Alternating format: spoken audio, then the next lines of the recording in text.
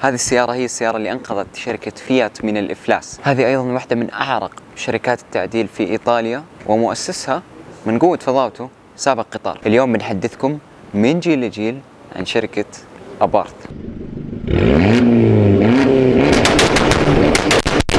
أحييكم بتحية الإسلام، السلام عليكم ورحمة الله وبركاته. حياكم الله معنا في مقطع جديد. تبدأ قصتنا لليوم مع كارل أبارث. انولد في سنة 1908 في النمسا. انتقل كارل أبارث إلى إيطاليا في سن مراهقته، وغير اسمه من كارل إلى كارلو. وفي سنين مراهقته بدأ حبه للمحركات، خصيصا محركات الدراجات النارية. كارل أبارث كان يبني دراجاته ويصنعهم بنفسه ويتسابق فيهم. فاز بأول سباق له في سن 20 سنة بدون فريق، بدون أحد، هو بنفسه على دراجة هو صنعها بنفسه. كارلو كان متعطش للفوز أكثر، خصوصا بعد أول فوز له. إيش بيسوي؟ مثل أي بني آدم طبيعي بيدخل ببطولة الدراجات النارية الأوروبية. طبعا الناس بالعادة إذا دخل بطولة ممكن إنه يفوز بعد بسنتين ثلاثة، بس كارلو غير. كارلو فاز بهذه البطولة لمدة 5 سنوات متتالية. خوينا كارلو زهق من الفوز شوية وقرر انه يترك السباقات شوية، بس ما يبعد عنها، لانه قرر انه يتسابق مع شيء مختلف، يغير الروتين شوية. ايش تتوقعوا سابق؟ قطار. ليش لا؟ البعض منكم ممكن يتساءل كيف تسابق قطار؟ والإجابة جدا بسيطة وسهلة، يعني اي احد ممكن يسويها. تركب دراجتك تسابق قطار في النمسا على مسافة تمتد ل 1400 كيلو تقريبا. بسيطة. طبعا ما يحتاج أقول لكم أنه فاز، يعني أوريدي سوى أشياء خطيرة خوينا كارلو. ففاز بالسباق. في بعض المقالات الإيطالية تقول أنه انتظر القطار يومين عند خط النهاية، لكنها مقالات إيطالية وماني متأكد الصراحة من صحتها، فبس يعني حبيت أذكرها. لكن مثل ما الكل يعرف أنه الحظ مو دائما إلى جانبك، وهذا شيء بيكتشفه كارلو بعد فترة قصيرة. كارلو صحى بيوم من الأيام في سنة 1939 في المستشفى. الدكتور قال له أنه هو تعرض لحادث سير، وهو كان على دبابه اللي هو صممه بنفسه، وأنه ما بيقدر يركب الدراجات بعدها أبدا طول حياته. كارلو كان مستاء، أصاب الحزن والبؤس، وما كان عارف إيش بيسوي. الدراجات هي شغفه، هي الشيء اللي كانت تخليه يتقدم دائما في الحياة. وخلال هذه الفترة الحزينة بدأت الحرب العالمية الثانية. فتخيل أنت من بعد فوز ببطولات لمدة 5 سنوات متتالية والفوز على قطارات، إلى أنك تكي في مستشفى لمدة سنة كاملة علشان تتعافى من حادث سير. والأسوأ من هذا كله أنه حتى بعد ما تخلص السنة هذه ما تقدر أنك تركب وتمارس هوايتك. كارلو قرر أنه يركز على الإيجابيات في حياته ويبدأ يفكر إيش بيسوي لما يطلع من المستشفى. مثل ما ذكرنا كان عنده سنة كاملة، فكان عنده وقت طويل مرة أنه يفكر ويشوف إيش أنسب شيء له. كارلو فكر وقال أنا مهندس، أنا أحب السرعة وأحب التعديل، دراجات ما أقدر أسوقها ولا أركبها، وين ممكن أروح؟ سيارات. بعد ما انتهت الحرب كارلو حصل على وظيفة في شركة جديدة كذا ما حد داري عنها اسمها بورشا، تعرفونها؟ بعدها بفترة قصيرة انتقل إلى شركة ثانية اسمها سيسيتاليا. كارلو هو يشتغل في شركة سيسيتاليا فكر كذا شوية، جلس مع نفسه وفكر، قال أنا فزت على قطار، أنا فزت ببطولة أوروبا للدراجات النارية لمدة 5 سنوات متتالية، ما أحد من اللي هنا سوى اللي أنا سويته، بصير أنا قائدهم. فاشترى الشركة بشكل جدا بسيط. في سنة 1949 وتذكروا التاريخ، كارلو أبارث اشترى شركة سيسيتاليا وحول اسمها إلى أبارث أند سي، مو كو مثل باقي الناس، سي. كانت الفكرة الأساسية لشركة أبارث أنهم يصمموا سيارتهم الخاصة، لكن كان عندهم مشكلة كبيرة، ما في فلوس. طبعا كل مشكلة وليها حل. كارلو حول معرفته في عالم تعديل الدراجات النارية وحولها إلى السيارات. قبل لا يبدأ كارلو بشركته فكر بشعار. أهم حاجة في أي بزنس حاليا الشعار. كارلو فكر وفكر وفكر وما طلع معاه شيء. التفت لخويه وقال له خوي تعرف إيش برجي؟ قال له إيه أنت مو العقرب؟ قال خلاص نسوي هذا شعار. أوكي أنا ما أحب أفتي بهذه السوالف والصدق مالي في هذه السوالف، لكن بحكم أن الناس بتشوف هذا المقطع، علم الأبراج حرام شرعا، ما يجوز أنك تصدق هذا الشيء. يعني مو إذا برجك ثور تصير ثور. أوكي خليك إنسان، الله يرضى عليك، رمضانك مبارك، كل عام وأنتم بخير. ونرجع للمقطع. المهم اختار العقرب، ما أدري إذا باين من هنا، كشعار لشركته وبدأ يفكر بأول منتج يصنعه ويبيع. كارلو تذكر أنه التعديل على الإكزوست كان من أشهر التعديلات اللي ركبوها المتسابقين، لأنه يزيد لك القوة ويخلي صوت دبابك أجمل، فليه ما تطبق هذا الشيء على السيارات؟ هذا بالضبط اللي سواه كارلو أبارث. مشهور عندنا بالعصر الحالي أنه الشركات تسوي ليزر، رسم بالليزر على الإكزوزات، وهذا كارلو أبارث يعني كان مسكين ما كان عنده الرسم بالليزر، ما أتوقع أنه التكنولوجيا هذه كانت واصلة لسه. فإيش كان يسوي؟ كان يطلي الإكزوست كله باللون الأسود المطفي، والمخارج كان يطليها بلون الكروم. كذا أنت كنت تميز إكزوزات شركة أبارث عن باقي الشركات. الإكزوزات صارت موجودة. إيش صار خلال أول سنة؟ كارلو أبارث قدر أنه يبيع 5000 إكزوست في أول سنة له من شركة أبارث. واو، في 1950.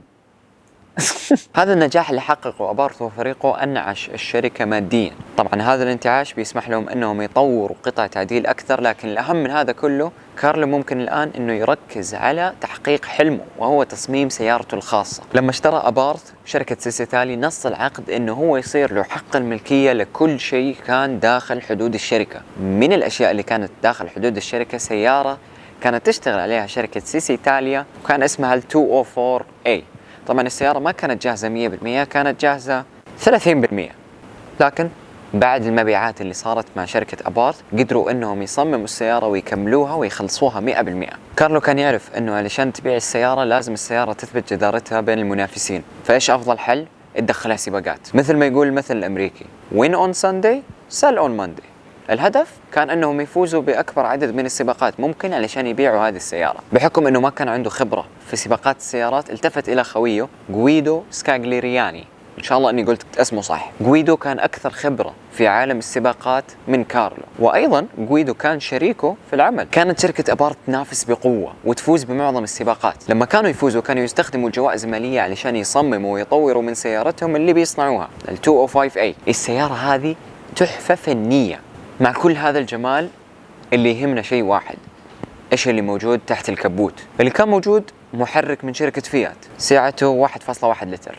طبعا بمقاييس ومعايير اليوم هذا ولا شيء، الدبابات فيها ومحركات أكبر، لكن بالنسبة لوقتها كانت خفيفة وكانت سريعة. أبارث باعت 3 سيارات فقط. طبعا السبب الرئيسي كان أنه السيارة كانت تكلفهم واجد علشان يصنعوها وما كان عندهم القدرة أنهم يكملوا، حسافة.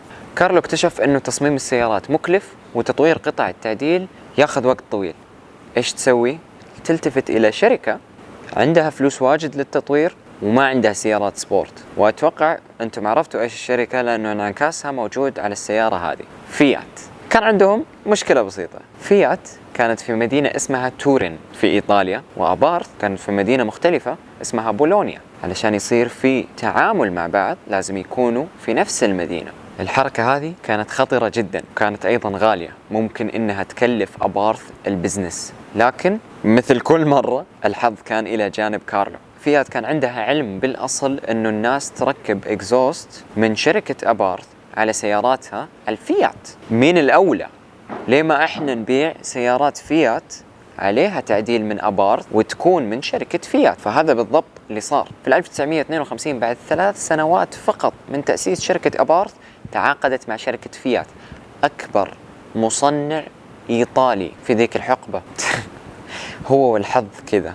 طبعا أنا ما ببصركم بالتفاصيل العقد، لكن بشكل مختصر أبارث تشتغل على سيارات فيات، وفيات تبيع السيارات وتخلي حق الملكية. بالمقابل فيات بيكون عندها فلوس أنها تطور من سياراتها، وأيضا يندفع لهم فلوس على تطوير سيارات فيات. أول سيارة أنتجت من هذه العلاقة اللطيفة كانت الفيات أبارث 1500 بيبوستو. طبعا السيارة أنتم الآن شايفين شكلها. الآن بوريكم السيارة اللي كانت مبنية عليها، الفيات 1400. أنت متخيل أنه أخذ هذه واشتغل فيها شوية وطلع هذه الفيات أبارث 1500 بيبوستو. أطلقت في سنة 1952 في معرض تورين للسيارات. إذا أحد بده يتخيل إيش اللي صار لما أعلنوا عن السيارة، تخيل أنت وجهك لما شفت السيارة أول مرة. هذا اللي صار مع الكل. أبارث أنتجت سيارات بعد البيبوستو، لكن ما كانوا كلهم بنفس الضجة ونفس القوة مثل السيارة الأولى. الآن خلينا نركز على السيارة اللي تخطر على بالك أول ما نقول شركة أبارث، الأبارث 500. أول ما نزلت الفيات 500 كانت سيارة صغيرة كذا كيوت بطيئة وغير عملية أبدا، وكان فيها بس 13 حصان، يعني عرفت كيوت جدا. لما جربوها الإعلاميين الإيطاليين أبدا ما عجبتهم السيارة، وكتبوا أنها سيارة بطيئة جدا وغير عملية وغير اعتمادية وما ينصحوا أحد أنه يشتريها. فيات كانت بمشكلة كبيرة. إيش تسوي لما تصير لك مصيبة؟ كلم خويك يفزعلك. فيات كلموا الأخ أبارث قالوا له خوي عندنا سيارة بطيئة نبيك تسويها أجمل وأسرع، أرسلوها لي. أتوقع هذا اللي صار. من التعديلات اللي أضافها كارلو على سيارة ال 500 تعديل على الشكل الخارجي للسيارة، تعديل على نظام التعليق أو السسبنشن، وأيضا ما أدري كيف دبل القوة الحصانية للسيارة، كانت 13 صارت 26. أنا عارف إن الكل متحمس يعرف إيش صار لما كارلو أطلق السيارة، والصراحة ما صار شيء خارج عن المألوف يعني بالنسبة لكارلو على الأقل.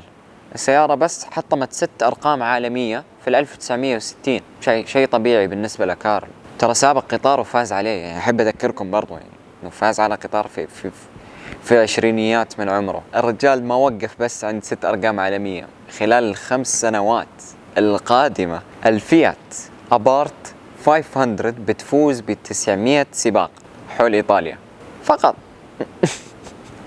فقط من قوة محبة الناس للشركة وكارلو شخصيا.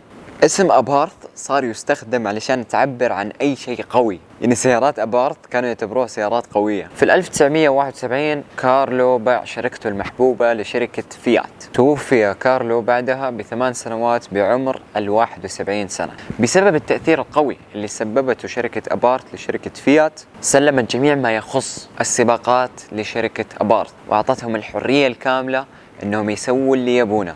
شركة فيات كانت شركة ضخمة جدا في السبعينيات لدرجة أنهم استحوذوا على شركات كثيرة. من هذه الشركات شركة اسمها لانسيا. البعض ممكن يعرف هذه الشركة، لكن إذا ما كنت تعرف هذه الشركة ابحث عنها. هذا الفيديو عن أبارث مو عن لانسيا، أنا آسف. يعني شركة أبارث حولوا طاقتهم وقوتهم إلى شركة لانسيا، وساهموا في تطوير اللانسيا دلتا انتجرالي. طبعا اللي ما يعرف السيارة نجحت نجاح ضخم وهائل. فإيش تسوي لما واحدة من السيارات اللي أنت ساهمت في تطويرها تنجح هذا النجاح؟ تقفل أبوابك. في 1981 شركة أبارث قفلت أبوابها بشكل رسمي وما عادت تصنع سيارات. هل هذه هي النهاية؟ لا، الفيديو لسه ما خلص، باقي فيه. في بداية القرن ال21 اندمجت كرايسلر وفيات. بال2007 أعادوا إحياء البراند وأطلقوا أبارث مرة ثانية. مع إطلاق أبارث كان في عندك ال 595 695 الاس اي. طبعا السيارات ما زالت فيها روح أبارث الأصلية، تعديل على الشكل الخارجي، تعديل على نظام التعليق، قوة هائلة بالنسبة لوزن وحجم مرة صغير. سيارات أبارث ما هي مناسبة للجميع. البعض ممكن يشوف هذه السيارة ويقول أنا ليش بشتري سيارة مثل هذه؟ وردا على هذا الكلام أنا أقول لك السيارة هذه مو للكل. السيارة هذه مصنوعة علشان تكون ممتعة للقيادة، مو علشان تناسبك، مو علشان تاخذها تروح تجيب فيها قهوة ولا تروح تجيب فيها أغراض للبيت. أبدا ما ينفع. هذه سيارة تاخذها تعدل مزاجك فيها، تاخذها الحلبات. خذ على سبيل المثال ال 124 سبايدر. هذه السيارة أبدا ما ينفع أنك تستخدمها لأي شيء إلا أنك تسوقها تستمتع فيها. طبعا إذا كل الكلام اللي قلته أنا ما أقنعك، استمع إلى صوتها وبعدين تعال نتفاهم.